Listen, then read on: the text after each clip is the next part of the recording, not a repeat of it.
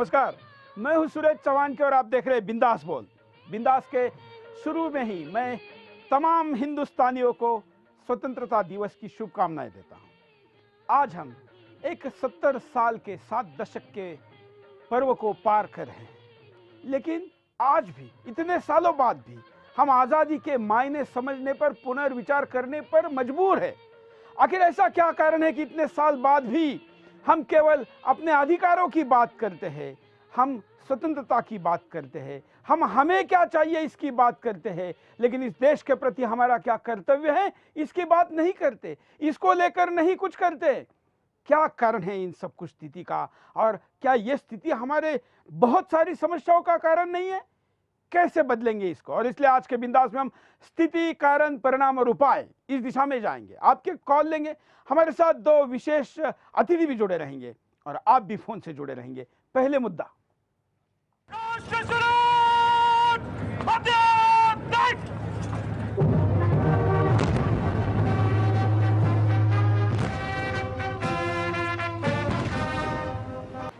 हम 70वां स्वतंत्रता दिवस मना रहे हैं। हर ओर देशभक्ति का एहसास हो रहा है।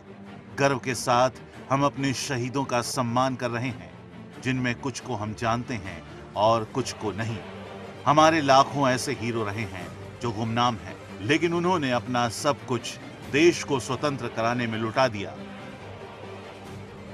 मगर सबसे बड़ा सवाल है कि आज हम अपने कर्तव्य के प्रति ईमानदार हैं। जी हाँ, आज हम देश और देशवासियों के प्रति अपने कर्तव्य को भूलते जा रहे हैं। हम सिर्फ स्वार्थी बने हुए हैं। हमें सब कुछ अपना और पराया लगता है। हर काम को हम केवल अपने लिए ही करना चाहते हैं। हम सिर्फ अपनी तरक्की के लिए रात दिन एक किए हुए हैं। हमारा मकसद सिर्फ अपने आप को आगे बढ़ाना है। क्या हम अपने साथ देश के बारे में नहीं सोच सकते? आज भी देश के काफी लोगों को स्वतंत्रता का एहसास नहीं है। क्या हम इन लोगों को उनकी आज़ादी का एहसास नहीं करा सकते? क्या इस स्वतंत्रता दिवस को हमें उन लोगों के साथ नहीं मनाना चाहिए जो आज भी गुलामी की जिंदगी जी रहे हैं? क्या आज़ादी का मतलब सिर्फ आज़ाद होना है? क्या हमारे शहीदों ने आज़ादी की लड़ाई सिर्फ आज़ाद होने के लिए लड़ी थी? जी नहीं, उनका मकसद था देश समृद्ध बने, शक्तिशाली बने, देशवासी संपन्न हो। आज कुछ लोग संपन्न जरूर हुए हैं, लेकिन सिर्फ साधनों तक। ये बात भी सही है कि साधन संपन्न होना भी जरूरी है, मगर सिर्फ अपनी संपन्नता ही बाकी रह गई है। आज भी कुछ लोग साधन संपन्न होकर ऐसा एहसास करा रहे हैं जैसे सिर्फ हम ही आज़ाद हैं। आज़ादी का मकसद सिर्फ हमारा है, बाकी सब हमारे गुलाम हैं, क्योंकि हमारे पास साधन है। आज भी एक डॉक्टर सिर्फ 20 रुपए के लिए 10 महीने के बच्चे को दवाई नहीं देता, जिससे उसकी मौत हो जाती है। दिल्ली की सड़क पर एक घायल सहायता मांगते हुए तड़प कर मर जाता है। लोग उसके पास से गुजरते रहते हैं, लेकिन कोई मदद को हाथ नहीं बढ़ाता। क्या ऐसी ही स्वार्थी आज़ादी के लिए संघर्ष किया था हमारे शहीदों ने? क्या ऐसी ही आज़ादी चाहिए थी हमें? अगर कोई साधन संपन्न नहीं हुआ है तो क्या उसे आज़ादी से जीने का हक नहीं है? वहीं कुछ लोग तो आज़ादी के नाम पर देश के प्रति अपना कर्तव्य भी भूल गए हैं। आतंकियों और अलगाववादियों के समर्थन में इतने अंधे हो गए हैं कि देश की स्वाधीनता को ही गालियां देने में लगे हुए हैं। बात गालियों तक तो ठीक है, लेकिन वो इसे आज़ादी से जोड़ रहे हैं। कह रहे हैं हमें आज़ादी है देश के खिलाफ बोलने की, हमें आज़ादी है देश के दुश्मनों का साथ देने की, हमें आज़ादी है देश के टुकड़े करने की। क्या अब हमारा यही कर्तव्य बाकी रह गया है?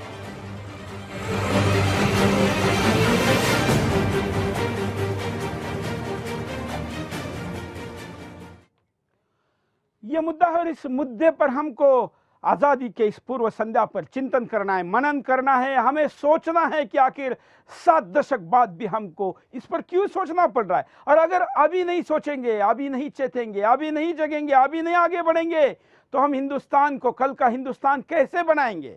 और इसलिए आज के बिंदास में मैं चाहता हूं कि हिंदुस्तान खुलकर बोले। हमारे साथ 2 विशेष अतिथि जुड़े हुए स्टूडियो से, उनके पास चलते। हमारे साथ है पूर्व ब्रिगेडियर बीडी मिश्रा जी, हमारे साथ है मोहन कार्तिकर जी। आप दोनों का स्वागत है आज के बिंदास में। आप दोनों फौजियों को, जिनके कारण हिंदुस्तानी आज़ादी बरकरार रखा है सीमा पर, आपका अभिनंदन और आपको शुभकामनाओं के साथ तमाम देशवासियों को भी आज के कार्यक्रम में बोलने के लिए हम लाइनें खोल देते हैं। स्क्रीन पर नंबर चला रहे, उस पर कॉल करिए। जो फोन पर नहीं बात कर सकते हो, स्काइप से बात कर सकते हो। जो स्काइप पर भी बात नहीं करते हो, सोशल मीडिया पर हमारे तमाम हैंडल पर इस चर्चा को जारी रखते हैं। पहले ब्रिगेडियर मिश्रा जी के पास चलते हैं। बीडी मिश्रा जी, 70 साल बाद भी आज स्थिति है कि व्यक्ति कर्तव्य से ज्यादा अधिकारों के नारे लगा रहे हैं।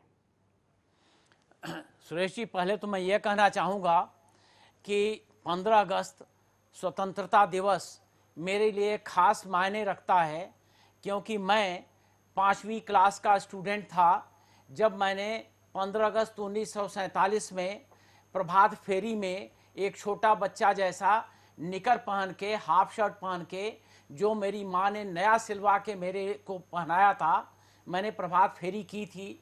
उस दिन थोड़ी थोड़ी बारिश हो रही थी और जो कस्बा था वहाँ पर कच्ची सड़कें थी, तो पैर गीले हो गए थे, लेकिन फिर भी हम लोग बहुत ही उत्साह से प्रभात फेरी किए थे।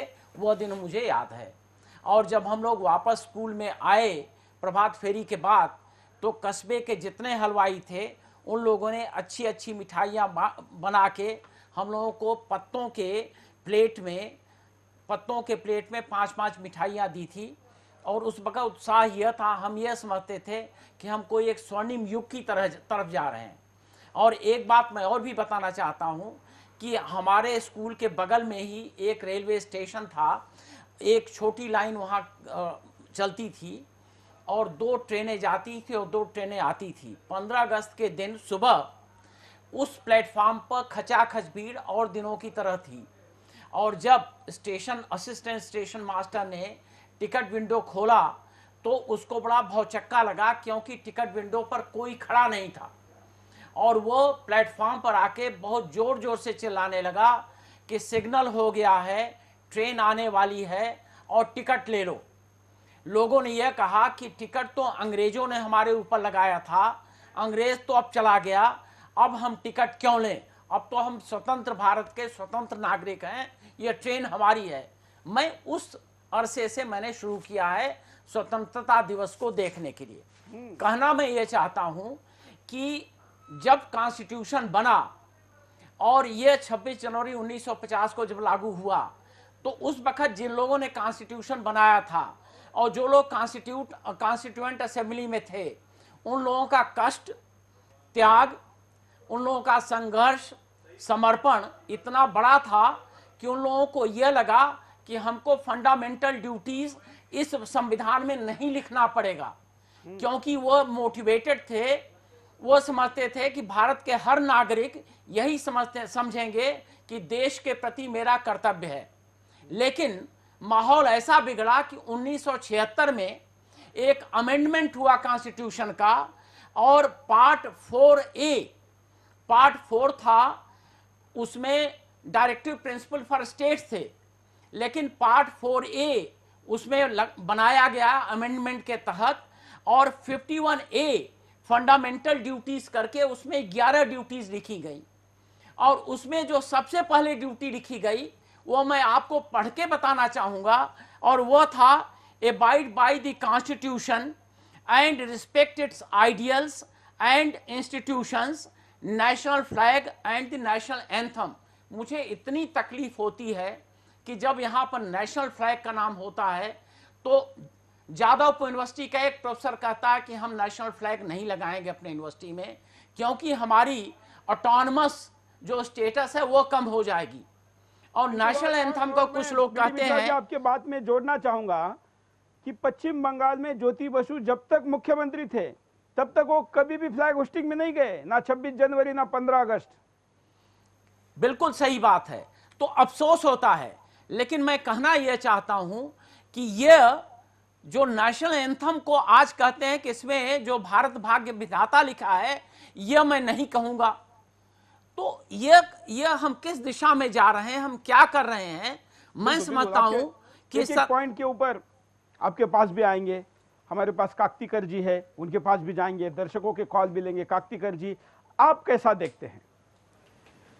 जो ब्रिगेडियर मिश्रा ने बात कही वो बिल्कुल सही है कि एक जो जनरेशन थी हमारी, मुझे भी याद है कि जब हम मैं तो आज़ादी के टाइम में बहुत छोटा था शायद, मगर जब भी हम प्रभात फेरी में निकलते थे, उस समय प्रभात फेरी होती थी, आजकल कोई प्रभात फेरी तो किसी को पता नहीं है, कि हम नेशनल फ्लैग लेके, गाँव में आज भी होती है स्कूल के बच्चे शहरों में नेशनल तो फ्लैग छुट्टी दे देते लेके, हैं। कितना दुर्भाग्य है कि इस दिन छुट्टी दे देते हैं, स्कूल में बच्चों को बुला के इस दिन तो कम से कम देश समझाओ, आजादी के जो जिन्होंने प्राणों की आहुति दी क्रांतिकारी उनको समझाओ, कुछ नहीं। तो हम जब चलते थे तो हमें गर्व फील होता था, झंडा आगे लेने के लिए होड़ लगती थी कि कौन देश का झंडा हाथ में लेगा और कौन सबसे आगे चलेगा। तो आजकल ये जो फीलिंग है, ये मैं छोटे बच्चों को देखता हूँ, ये नहीं है। इसकी वजह भी हमें खोजनी पड़ेगी, क्यों ऐसे हो रहा है। क्योंकि उस समय जो फर्वर था इंडिपेंडेंस का वो था। आज की डेट में हम सब चीज़ें टेकन फॉर ग्रांटेड, मतलब कि हमें लगता है कि आज़ादी है, वो we take it for granted. ये ज़रूरी है कि हमारे यंगर जनरेशन को, हमारी जनरेशन को तो शायद पता है कि कितने सेक्रीफाइसेस लोगों ने किए, क्या हुआ, मगर यंगर जनरेशन को हमने ये बताना बहुत ज़रूरी है। ये हमारी सबकी जिम्मेवारी है कि हमारे स्वातंत्र्य की वैल्यू क्या है, इसकी क्या कीमत, किन लोगों ने कितनी कीमत चुकाई है और इसको हमने किस तरीके से मेंटेन करना है, इसको हमने किस तरीके से आज़ाद देश को रखने के लिए। और ये भी उन्हें बताना ज़रूरी है कि ये आज़ादी इस तरीके से रखने के लिए कौन क्या कर रहा है, हमारे आर्म हम फोर्सेस आज क्या की कर स्थिति में क्यों पहुंचे हैं, आखिर ऐसा क्यों करना पड़ रहा है, इसके क्या कारण है, उस पर पहले नजर डालते हैं, फिर कॉलर के पास चलते हैं। स्वतंत्रता की कीमत को नहीं समझते हम। जब हम गुलाम थे तो गुलामी का एहसास हमारे पूर्वजों ने किया। देश हमारा होता था, हमारे नाम से जाना जाता था, लेकिन उसे बदलने की कोशिश की जा रही थी। हम अपने ही देश में कैदियों की तरह जी रहे थे। स्वतंत्रता सेनानियों की आहुति को भूलते हैं।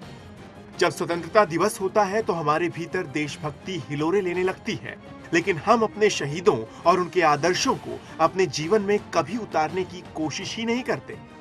ऐसे में हम देश के शहीदों के बलिदान को भूलते जा रहे हैं। आजादी का मतलब सिर्फ निजी स्वार्थ बाकी रह गया है। देश के लिए करने वाले कितने लोग हैं आज। जब डॉक्टर एपीजे अब्दुल कलाम देश के लिए अपना सब कुछ न्यौछावर करते हैं तो कुछ लोग उन्हें सम्मान तक नहीं देते। वहीं ये लोग आतंकियों के जनाजे में लाखों की संख्या में खड़े हो जाते हैं। देश और देशवासियों के प्रति कर्तव्य को झुठलाया जाता है। जब कोई व्यक्ति किसी ऐसे पद पर आसीन होता है जहां वो देश और देशवासियों के प्रति अपना कर्तव्य निर्वहन कर सके, लेकिन वो अपने कर्तव्य को सिर्फ अपने और अपनों तक सीमित रखता है, उसे देश के लोगों की सेवा का जिम्मा मिला होता है। देश सेवा की भावना की कमी। कई लोग सोचते हैं सुरक्षा करना और अपराधियों का पर्दाफाश करना सिर्फ पुलिस और सेना का काम है। क्या हमारा काम नहीं है पुलिस की सहायता करना? क्या हमारा काम नहीं है देश के भीतर छुपे आतंकियों का पर्दाफाश करना? कॉलर के पास चलते हैं। जय हिंद। हेलो, बोलिए। सेना की आजादी के प्रमुख कर्तव्य में हमको सेना का हौसला बढ़ाना चाहिए। वह सेना के दुश्मनों की छवि चमकाने वाले 15 अगस्त 2016 को देशद्रोही एनडीटीवी आज तक बनाने वाले गद्दार आलिया भट्ट और अजय देवगन फिल्मों को फ्लॉप कराना चाहिए। यह सबसे बड़ा कर्तव्य है। पहले बात। अगले कॉलर के पास चलते हैं। जय हिंद। दिगंबर प्रसाद ममगाई सर, बोलिए। आजादी को पहले एक परिवार ने, धीरे धीरे कुछ परिवारों ने अपनी ओर मोड़ दिया है। अनुशासन, कर्तव्यों का पालन सैनिकों, अर्धसैनिकों और पुलिस के हवाले छोड़ दिया है। हर कोई अधिकार की लड़ाई लड़ रहा है, देश के लिए कुछ एक लोगों के लिए जी रहा है, मर रहा है। आजादी दिलाने वाले देश पर आज भी मर मिटने वाले राम राज्य की कल्पना करते हैं, धनुष बाण लिए मानव की कल्पना करते हैं। उन्होंने प्राणों की आहुति देकर कर्तव्यों को अंजाम दिया है। पीढ़ी दर पीढ़ी राज करने वालों ने समस्याओं को जन्म देकर शांति की ओर मोड़ दिया है। कर्तव्य पालन करने वालों को आगे से गोली, पीछे से पत्थर खाने पे छोड़ दिया है। जनता से ठुकराए उच्च दरबार में जाने वाले, संसद में सो जाने वाले आजादी का लुत्फ ले रहे हैं। पीढ़ी दर पीढ़ी बढ़ते जा रहे हैं, कर्तव्यों से मुक्त होते जा रहे हैं। कुछ समय से पेट के साथ देश को आगे लाया गया, कर्तव्यों का बोध कराया गया, देश की मूल भावनाओं के साथ साथ पर्यटन से जोड़ने की बात हो रही है, अनुशासन कर्तव्यों से जोड़ने की बात हो रही है, देश के सर्वांगीण विकास की बात हो रही है। नमस्कार, धन्यवाद। धन्यवाद। बिल्कुल, जो राजनीतिक बात कही बीडी मिश्रा जी, हिंदुस्तान में 4000 के आसपास राजनीतिक दल रजिस्टर्ड है। 50 ऐसे दल है जो देश के विभिन्न राज्यों में केंद्र में लेकर राजनीति करते सत्ता के सहभागी है। लेकिन उस 50 दलों में से उन 49 दल प्राइवेट लिमिटेड कंपनी जैसे है, कोई मालिक है और बाकी उसके नौकर है। फिर वो हर राज्य में ऐसे दल मौजूद है और कई राज्यों में तो बस केवल उसी प्रकार के दल मौजूद है जो प्राइवेट लिमिटेड कंपनी जैसे बन गए हैं, जिसमें अध्यक्ष कौन बन सकता है, मुख्यमंत्री कौन बन सकता है, एक परिवार के आगे जाके कोई सोच भी नहीं सकता। ऐसी गुलामी की स्थिति, इसको कैसे आजादी कहेंगे बीडी मिश्रा जी? देखिए, आप बिल्कुल सही कह रहे हैं। मैं 2 एग्जाम्पल देना चाहता हूं। अभी कुछ दिन पहले मैं इजराइल गया था और इजराइल में मैं कुछ दिन तक रहा। जब मैं आ रहा था तो तेल अवीव एयरपोर्ट पर हमारे जो होस्ट थे, जो हमको एस्कॉर्ट कर रहे थे, उन्होंने अपना नेशनल एंथम दिया और कहा कि ये हमारा नेशनल एंथम है। वो हिब्रू में था, इंग्लिश ट्रांसलेशन था, उसकी हेडिंग थी होप, और उसमें यह लिखा था लास्ट लाइन, जो उन्होंने हमको पढ़ के सुनाया कि वी होप, हम ये होप करते हैं, हमें उम्मीद करते हैं कि हम अपने जियान वो जो यहूदियों का देश है उसको जियान कहते हैं, हम अपने जियान और जेरूसलम में, यह हमारा होप है कि हम हमेशा स्वतंत्र रहेंगे। हमारे यहाँ वोट बैंक पॉलिटिक्स, डेमोक्रेसी का निजीकरण और इलेक्शंस और मीडिया, यह दोनों यह सब इस डायरेक्शन में जा रहे हैं कि individual first, party next, nation last. यह उनका एक स्लोगन हो गया, ये उनका एक मनन हो गया है। चाहे स्लोगन में कुछ भी कहें, लेकिन मनन है individual first, party next, nation last, यह हो गया है। और मैं मीडिया में भी बरखा दत्त जैसे लोगों को देखता हूं जो कि हाफिज सईद जैसे लोगों को एडमायर करते हैं, गले लगते हैं। और हाफिज सईद अगर 125 हिंदुस्तानियों में किसी का नाम लेता है कि कोई आदमी सेंसिबल है, तो बरखा दत्त का नाम लेता है। अगर हमारे देश में ऐसे लोग होंगे तो आपको देश की दशा, दिशा और दृष्टि, ये तीनों के बारे में मुझे तो डिसअपॉइंटमेंट होता है ऐसे लोगों का नाम सुन के। बिल्कुल, कार्तिकर जी देखिए, मुझे तो ये ज़रूर लगता है कि जो डेमोक्रेसी का जो मीनिंग है वही बदली हो रहा है। 2 या 3 आदमी एक पार्टी में सभी पार्टी को कंट्रोल करते हैं, सभी इम्पोर्टेंट पोजीशंस ले लेते हैं, तो डेमोक्रेसी कहाँ रहेगी। मगर ये इसलिए हुआ है कि हमारी जो मानसिकता है वो मानसिकता इस तरीके की है कि हम उससे जो ब्रिटिश रूल के बाद में कुछ तरीके से हम उससे बाहर नहीं निकले हैं। इसको बहुत ज़रूरी है कि हम अपनी मानसिकता बदलें, इंडिपेंडेंटली सोचें। ये नहीं है कि एक आदमी ने कुछ काम किया तो ज़रूरी नहीं कि उसका लड़का उतना ही काबिल हो और उसी के पीछे चले।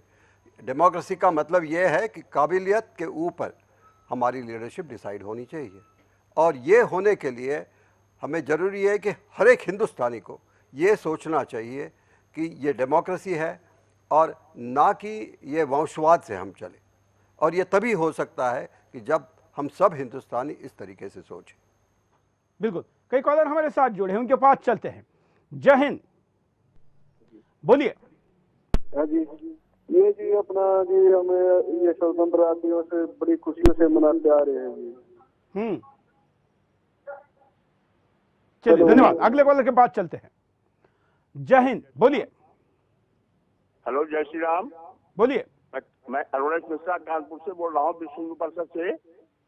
आज के दिन हम लोग अखंड भारत संकल्प दिवस तो मनाते ही हैं। विश्व हिंदू परिषद कार्यकर्ता अच्छा रहे कि प्रधानमंत्री जी हम लोगों को कल उद्बोधित करें कि आज हम लोग कर्तव्य बोध भी अखंड भारत की संकल्पना को दोहराएं। और आज कल के दिन प्रधानमंत्री से अपेक्षा है कि जो अभी तक हमारे आजादी के दीवाने, जो अभी तक उग्रवादी कहे जाते हैं, जैसे चंद्रशेखर आजाद, शहीद भगत सिंह वगैरह, उनको कम से कम स्वतंत्रता संग्राम सेनानी के रूप में कल घोषणा करें प्रधानमंत्री जी। हमारी कोर्ट से बधाइयां हैं प्रधानमंत्री जी। जिसे भी अपील है कि कल कम से कम स्वतंत्रता के दीवाने, आजादी के दीवाने, जिनको अभी तक बिल्कुल, चलिए धन्यवाद। उग्रवादी माना जाता है। हम एक छोटे से ब्रेक के लिए रुकते हैं, ब्रेक के बाद फिर आएंगे बिंदास बोलचाल।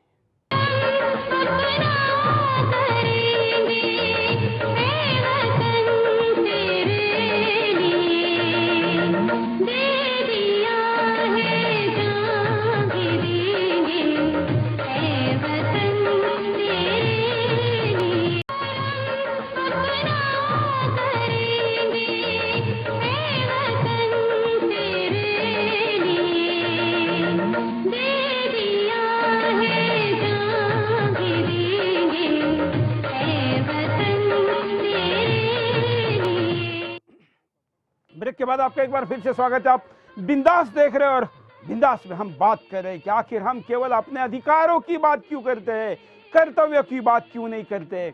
इसे देश के प्रति कर्तव्य निभाने वाले लोगों के मन में कितनी पीड़ा है। सीमा पर जो सैनिक लड़ता है, सीमा पार तो उसको पता है कि दुश्मन से लड़ना है, लेकिन उसके पीठ पर पत्थर मारने वालों के खिलाफ जब लड़ने के लिए वो मुंह फेरता है तो पीछे से फिर दुश्मन गोली चलाता है। और फिर हिंदुस्तान का जिहादी मीडिया उसको खलनायक ठहराता है, जिसने अपना सब कुछ न्योछावर किया इस देश के लिए। क्या होता है एक सैनिक जब बोलता है, देखिए बीडी मिश्रा जी, आखिर ऐसा क्यों होता है कि देश के लिए जज्बातों के साथ सब कुछ न्योछावर करने वाले आदमी को ही पागल करार दिया जाता है। बड़ा अफसोस है। और मुझे यह लगता है कि अगर पढ़े लिखे लोग, जैसे जवाहरलाल नेहरू यूनिवर्सिटी में जो सिलेक्टेड लोग, जिनको इतने बड़े बड़े वजीफे मिलते हैं, टैक्स पेयर की मनी जिनको मिलती है, जब वो एक मीटिंग होल्ड करते हैं जेएनयू में, तब वो ये कहते हैं कि इंडियन आर्मी कश्मीर में रेपिस्ट है।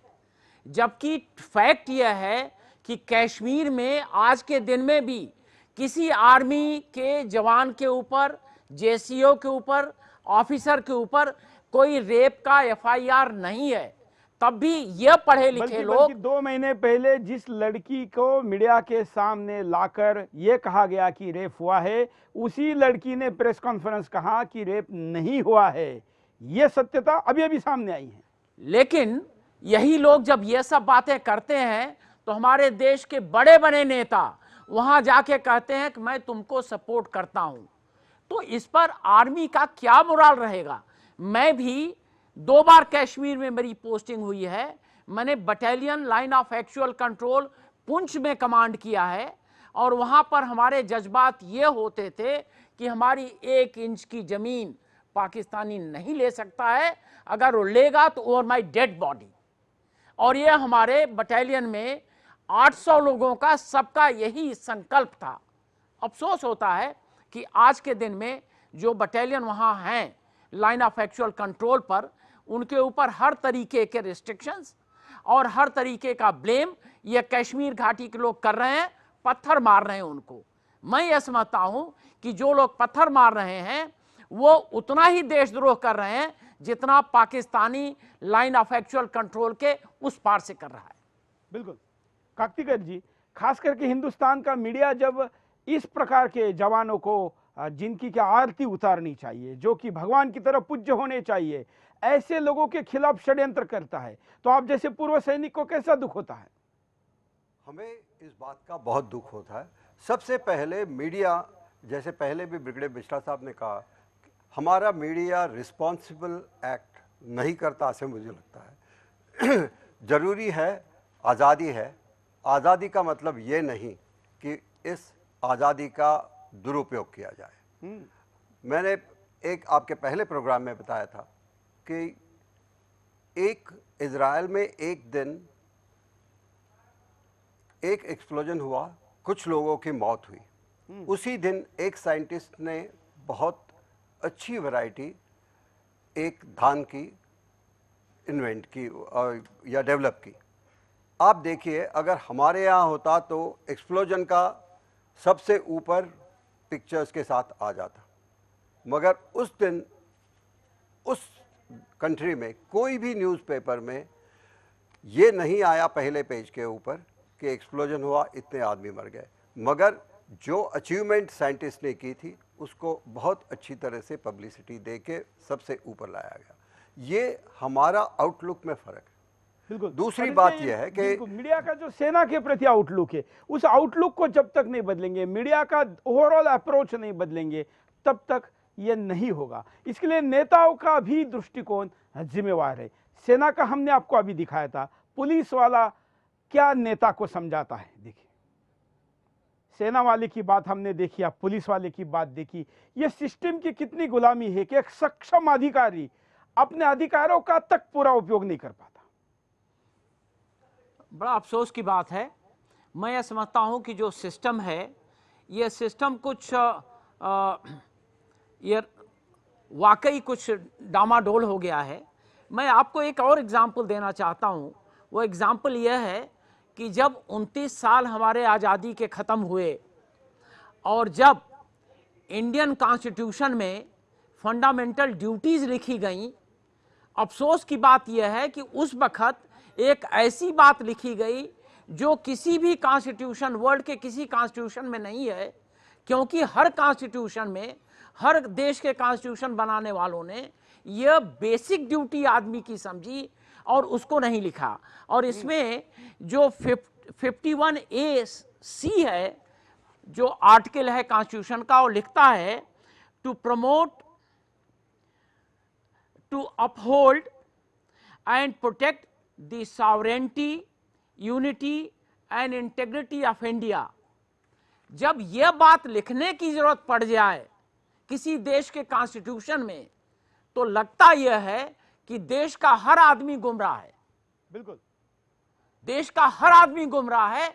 इसलिए कॉन्स्टिट्यूशन में स्वतंत्रता के 29 साल बाद यह लिखना पड़ा। लेकिन अफसोस की बात एक और है, उस 29 साल के बाद जो 30 साल और आए, उसमें शायद हम लोग और भी गुमराह हो गए हैं।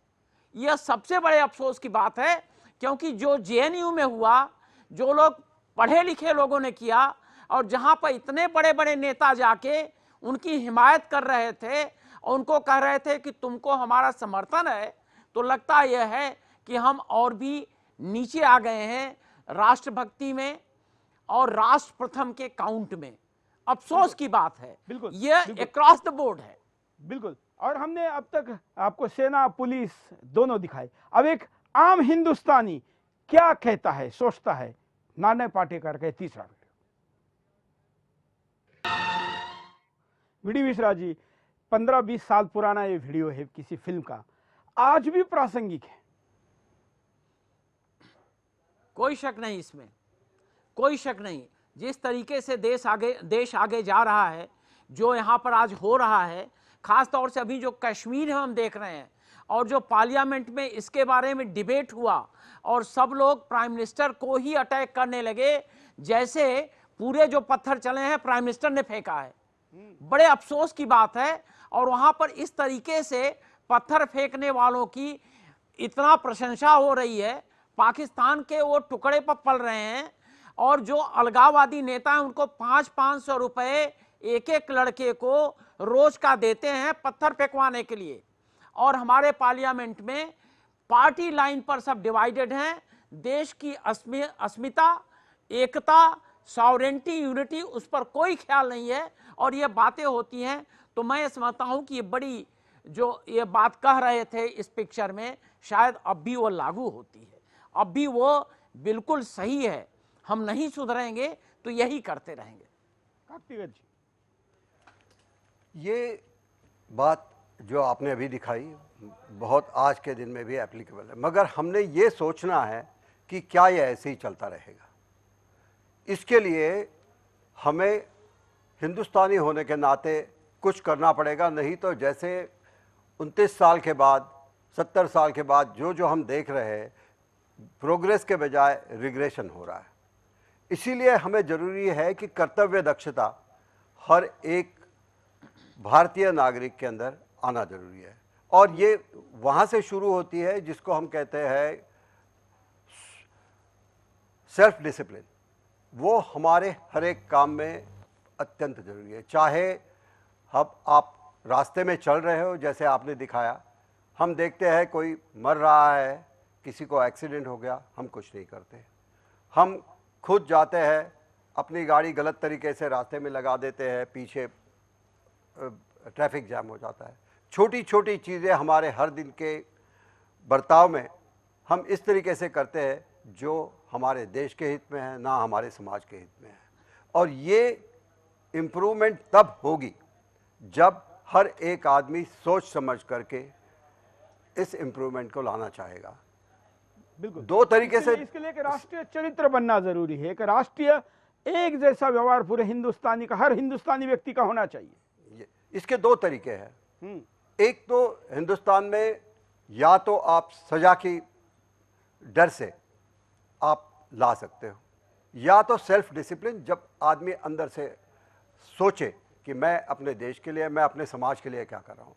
हमारे आर्मी में हमें सिखाया जाता है कि सबसे पहले देश का हित, उसके बाद आपके नीचे काम करने वाले जवानों का हित, और सबसे आखिर में अपना हित। तो इसी तरीके से जब तक हमारा देशवासी नहीं सोचता, तब तक हमारी प्रोग्रेस होना बहुत मुश्किल है।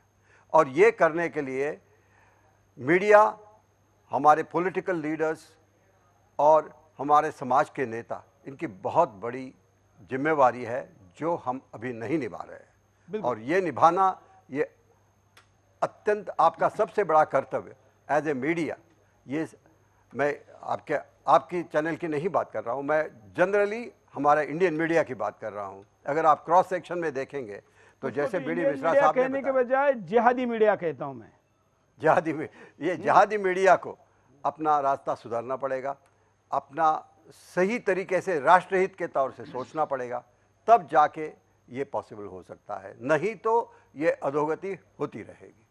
बिल्कुल, लेकिन हम नहीं होने देंगे और इसलिए चिंतन करते रहेंगे, हिंदुस्तान को जगाने का काम करते रहेंगे। हमारे साथ कई कॉलर जुड़े हैं, उनके पास चलते हैं। जय हिंद, बोलिए। हेलो। हाँ, क्या कहना है आपको? सर, मैं अहमदनगर से धनंजय प्रसाद बोल रहा हूँ। हाँ सर, मैं अहमदनगर से धनंजय प्रसाद बोल रहा हूँ। बोलते रहिए। जय हिंद सर। बोलते रहिए। सर, मेरे को कहने का मतलब ये है कि कांग्रेस के जमाने में जब मोदी सरकार ने अपना कार्यभार संभाला तो बोल रहे थे कि मैं पाकिस्तान के ऊपर। हेलो। धन्यवाद। अगले कॉलर के पास चलते हैं, आप भी कॉल कर सकते हैं। जय हिंद, बोलिए। परशुराम शर्मा बोल रहा हूँ, ललितपुर जिला धौरहरा से। मैं चौहान साहब का बहुत आभारी हूँ कि आप इतने अच्छे कार्यक्रम इस देश को एकजुट करने के लिए कर रहे हैं। जो हम आपके लिए तन मन धन से और खून की भी जरूरत पड़ेगी तो आपके साथ हैं। आप बहुत बढ़िया कार्यक्रम देश हित में, हिंदू हित में और एकता हित में जो चलाते हैं, इसके लिए बहुत बहुत आभारी हैं आपके। धन्यवाद। इस वक्त हालांकि जब भी देश के लिए खून देने की जरूरत पड़ेगी हम सब तो रहेंगे, लेकिन अब इस वक्त हिंदुस्तान को खून की नहीं, पसीना, परिश्रम करने की जरूरत है और वो करने के लिए हमने सदैव तैयार रहना चाहिए। जरा परिणामों पर नजर डालते हैं कि ऐसा ही हो रहा है, इसलिए परिणाम भी क्या हो रहा है। देखिए, सही आजादी को देशवासी नहीं समझ पाएंगे। आजादी का मकसद है सभी को बराबर का अधिकार, लेकिन आज हर जगह व्यक्ति की शक्ल और व्यक्ति का रुतबा देखकर बात की जाती है। गरीब आदमी अपने हक के लिए जगह जगह गुहार लगाता है, लेकिन उसे कहीं भी कोई भी सहायता करने को तैयार नहीं होता। क्या उसे देश में बराबर का हक नहीं है? देश के प्रति अपनी जिम्मेदारी को नहीं निभा पाएंगे हम आजाद हैं, हम अपने स्वार्थ के लिए अधिक से अधिक साधन संपन्न हो सकते हैं, लेकिन क्या देश के प्रति हमारी कोई जिम्मेदारी नहीं? क्या हम देशवासियों की सहायता करके या फिर अपने ज्ञान को देश की सेवा में नहीं लगा सकते? खुद को साधन संपन्न बनाने के साथ देश को साधन संपन्न बनाने का सपना साकार नहीं हो पाएगा। हमें खुद को साधन संपन्न तो बनाना ही है, लेकिन साथ ही इन साधनों को देश को संपन्न करने में लगाया जाए तो यही देश सेवा होगी। इससे देश के दूसरे लोगों को साधन मिलेंगे, सभी लोग साधन संपन्न होंगे। ऐसे में देश का विकास होगा और देश के प्रति कर्तव्य का सभी को एहसास होगा। देश सेवा करने वालों का मनोबल कमजोर हो सकता है। हमारे देश का जवान बिना रात दिन की परवाह किए देश की सुरक्षा में लगा हुआ है, लेकिन कुछ लोग उस सेवक को ही गालियां दे रहे हैं, आतंकियों का महिमा मंडन कर रहे हैं। ऐसे लोगों की वजह से देश के सच्चे सेवक का मनोबल टूटता है। दोनों अतिथियों के पास चलते पहले बीडी मिश्रा जी उपाय की दिशा में क्या सजेस्ट करेंगे? मैं तो यह समझता हूं कि सबसे पहला, देश में अगर वोट बैंक पॉलिटिक्स छोड़ दी जाएगी तभी देश का कल्याण होगा, क्योंकि वोट बैंक पॉलिटिक्स में जो सिक्योरिटी होती है, नेताओं ने करने का, हम जनता के लिए कहे, क्योंकि नेताओं का तो क्या हम कर कहे, जनता तो हमारी बात सुनती है, उसको कहते हैं। जनता बायकॉट करे उन लोगों का जो कि इंटरनल सिक्योरिटी के डेंजर्स को ओवरलुक कर रहे हैं। जब बात होती है, मैंने टीवी चैनल पर भी देखा है, तमाम ऐसे लोग आते हैं जब यह कहा जाता है कि आईएसआईएस का और पाकिस्तान से भेजे हुए आतंकवादियों का खतरा, यहाँ के स्लीपर सेल बढ़ रहे हैं, तो हमको एक टीवी चैनल पर एक रिप्रेजेंटेटिव ने यह कहा कि यहाँ पर स्लीपर सेल कहाँ हैं, आप कौन से स्लीपर सेल की बात कर रहे हो, ये आप लोगों को बरगला क्यों रहे हो कि यहाँ पर आतंकवादियों का खतरा आईएसआईएस से है, या यहाँ पर आतंकवादियों का खतरा पाकिस्तान से एक्सपोर्टेड आतंकवाद का है। हमसे सवाल यह किया। मैं समझता हूं कि जब ऐसे लोगों को हम ओवरलुक करते हैं तो शायद हम देश के पैर पर कुल्हाड़ी मारते हैं। और एक बात मैं और कहना चाहता हूं, जो भी वोट बैंक के पॉलिटिक्स पर लोग अपने को कुर्सी में बनाए रखना चाहते हैं, उनको ये मालूम होना चाहिए कि यही वोट बैंक की पॉलिटिक्स उनको एक दिन, अगर उनको नहीं तो उनके लड़कों को, अगर उनके लड़कों को नहीं तो शायद उनके लड़के के लड़कों को हटा देंगे, निस्तनाबूद कर देंगे। यह बात उनको समझनी चाहिए आज के दिन। काकतीगत जी, ये तो बात हुई जो आपने कहा कि जनता ने क्या करना है, मगर ये मैं भी समझता हूँ कि हमारे सरकार ने भी इसलिए थोड़े सख्त कदम लेना ज़रूरी है।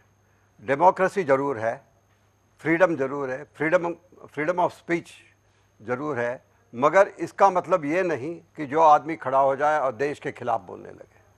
जैसे आपने सही कहा कि ऐसे चीज़ों से जो हमारे जवान बॉर्डर पे खड़े हैं, जो हर दिन चौकन्ना रहते हैं, हर क्षण में चौकन्ना रहते हैं, उनके मनोबल में क्या होगा। आजकल जो ये मीडिया है वो भी टेलीविज़न देख रहे हैं अपने टाइम में, वो क्या सोचेंगे कि मैं किसके लिए लड़ रहा हूँ, जहाँ पीछे हमारे खुद के देशवासी इस तरीके से जो बातें कर रहे हैं, जो आदमी पत्थर फेंक रहे हैं, उनका कई लोग ऐसे भी हैं कि वो कहते हैं उनकी कोई गलती नहीं है।